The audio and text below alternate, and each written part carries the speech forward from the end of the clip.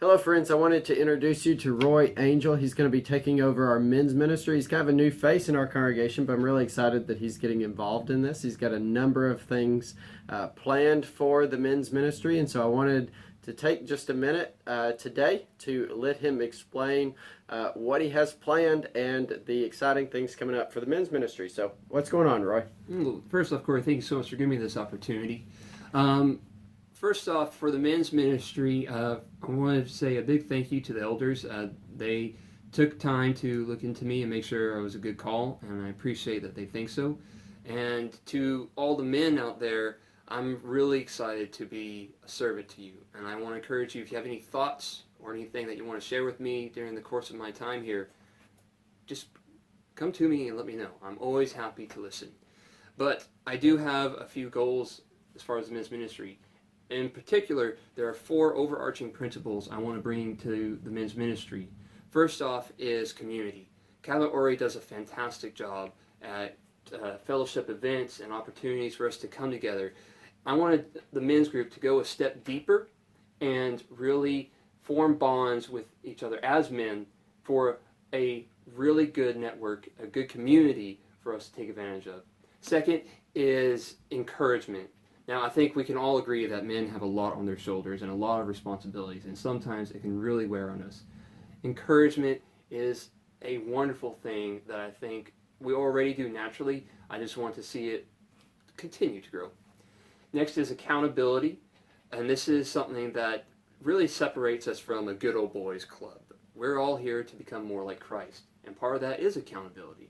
And then finally is commitment. We all understand that we all have responsibilities and stuff, but sometimes that the responsibilities in our life kind of keep us from taking another step forward in other aspects. That's one of the things I'd like to address there. So those are some of the goals that we have for the men's ministry. We've got some activities and some events that are being planned that you're planning with the help of Adam to help us accomplish those things. So what are some of those? Well, first, right off the bat, the biggest thing is the men's retreat the first weekend in October. And just so the men in the congregation know, Jake Giles is still in charge of that. It's kind of his last sign-off event. But I'm helping him very closely along with Adam. And that is coming up. That is going to be at a new location. And we're very excited to hear feedback on how it goes, as well as we have a wonderful speaker, Coach Morgan from Harding University. Very excited to have him. And just so you guys know, you can give money to Corey, to Adam, or to myself for registration. Please be sure to get in because there's some great draw prizes for early registration. Yeah, I'm really excited for 2 things for men's retreat. One, I've never been to Camp Areopagus. It's in Bologna. Yes. We've never been there before, and I've never actually seen that camp, so I'm excited to see that. I'm also excited to hear Coach Morgan. He's a basketball coach and the athletic director at Harding University. I've heard he's really good, but I've never actually heard him. I can't say I have myself, but I know from what little I have heard of him that he is a good speaker. Yeah. So beyond men's retreat, what else is going on? Well, we do have the men's study group that typically meets every Thursday. Now, some of you might know from our announcement this past Sunday that the screw tape letters has been the material that we've been studying, but just because the amount of men leaving, showing disinterest in that, we are deciding to go ahead and X that. We are looking at starting a video series to get us through to about November. We are looking at possibly the Bible Project, or there's a few other series. We're open to suggestions if anyone has anything. But we're just looking to get us through the next 2 months, and then during November and December, we're going to call it a break, because those are just really busy times. There's no need to make an already heavy scheduled calendar that much more busy. Yeah, so this is 2 really great things, men's retreat and the men's Bible study. At the men's Bible study, beyond just studying, what do you do? Well, I'm glad you asked that.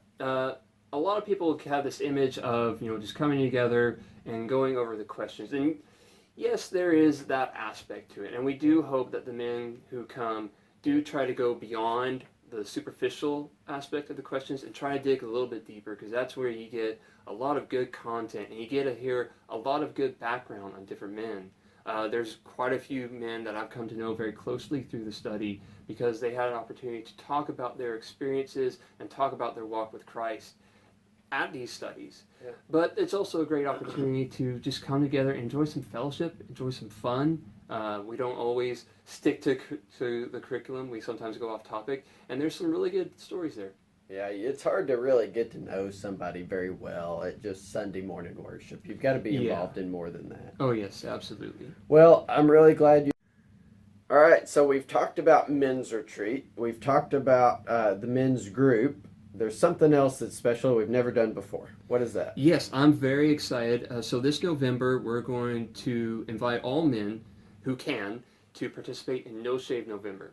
Now, this is kind of a cultural phenomenon that, people really all over the nation do, but I want us to take our own spin on it. Number one, it is continuing along the lines of cancer awareness. And the basic rules are the 1st of November, show up completely clean shaven, and then don't touch it. You're allowed to groom your facial hair any way you wish. You can do oil, you can do treatments, you just can't trim it in any way. And this is a great opportunity for us to have some fun and just to see what you can do. I know most men out there always wonder, can I really pull off a beard? Well, here's your chance to find out. I'm excited to try. I've never done this before. I think I look a little mangy whenever I do, but, why not try? Most men worry about that, but you just got to give yourself the full month to see what you can actually pull off. All right, and I'm sure our wives will be equally excited about it. So I'm sure. this is just a fun thing to kind of build a little camaraderie around and exactly see where it goes. Well, Roy, we are glad you and Rachel have come here to us from West Texas. Glad that y'all gotten involved so quickly. It's a pleasure to have you as part of our church family here. And I really look forward to seeing how the men's group will continue to grow. Thank you, Corey. I appreciate that.